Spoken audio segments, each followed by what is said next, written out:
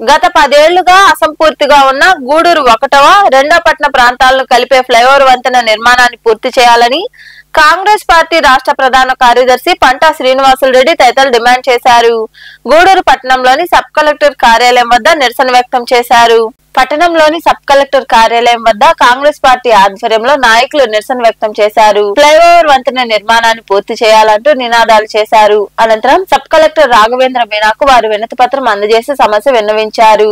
అనంతరం కాంగ్రెస్ పార్టీ రాష్ట్ర ప్రధాన కార్యదర్శి పంటా శ్రీనివాసులు రెడ్డి మాట్లాడుతూ నాటి ముఖ్యమంత్రి దివంగత నేత వైఎస్ రాజశేఖర్ రెడ్డి పట్టణంలోని 2 ప్రాంతాలను కలిపే విధంగా ఫ్లైఓవర్ వంతెన నిర్మిస్తామని ఇచ్చిన హామీ మేరకు అప్పట్లో పనులు ప్రారంభించారు. దాదాపు 90% పనులు పూర్తయ్యాయని, మిగిలిన 10% పనులు పూర్తి చేసేందుకు 13 ఏళ్ల సమయం కూడా సరిపోలేదా అని ప్రశ్నించారు.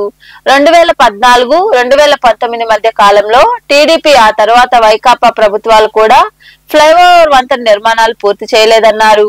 ఎక్కడైనా ప్రభుత్వం స్పందించి వంతెన నిర్మాణాన్ని పూర్తి చేసి ప్రజలకు అందుబాటులోకి తీసుకురావాలని ఆయన డిమాండ్ చేశారు.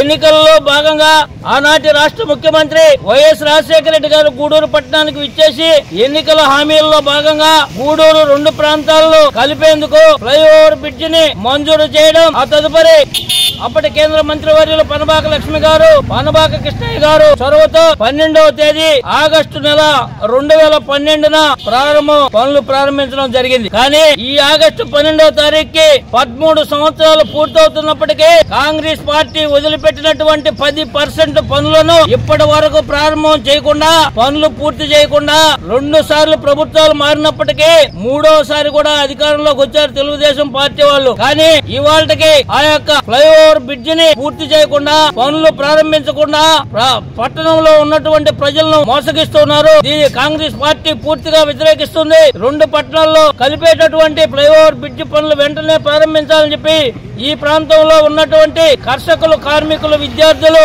రైతులు, అదేవిధంగా ఈ ప్రాంతంలో పనిచేస్తున్నటువంటి వ్యాపారస్తులు దాదాపు 25,000 మంది పట్టణం 1వ పట్టణం, 2వ పట్టణానికి ప్రతిరోజు వస్తూ పోతూ ఉంటారు. కానీ అటువంటి బ్రిడ్జిని మీరు పూర్తి చేయకపోవడానికి గల కారణం ఏందో నాకు తెలియడం లేదు. 10% వదిలినటువంటి పనులను 13 సంవత్సరాలు పూర్తి చేయలేకపోతే ఆ బ్రిడ్జి ఎన్ని రోజులు ఉంటుంది? మీరు పూర్తి చేసిన తదుపరి అది ఎన్ని సంవత్సరాలు పనిచేస్తుందని చెప్పి నేను ఈ సందర్భంగా అడుగుతూ ఉన్నాను. ఎందుకు ఇంత నిర్లక్ష్య వైఖరి, ఇంత నిర్లక్ష్య ధోరణి నేను అడుగుతూ ఉన్నాను. గతంలో 2014 నుంచి 2019 వరకు తెలుగుదేశం ప్రభుత్వం కానివ్వండి, అదేవిధంగా 2019 నుంచి 2024 దాకా వైసీపీ ప్రభుత్వం కానివ్వండి, ఆ రోడ్డు మరమ్మత్తు పనులను పూర్తి చేయలేకపోవడం, ఫ్లైఓవర్ బ్రిడ్జి పూర్తి చేయకపోవడానికి దుర్మార్గం.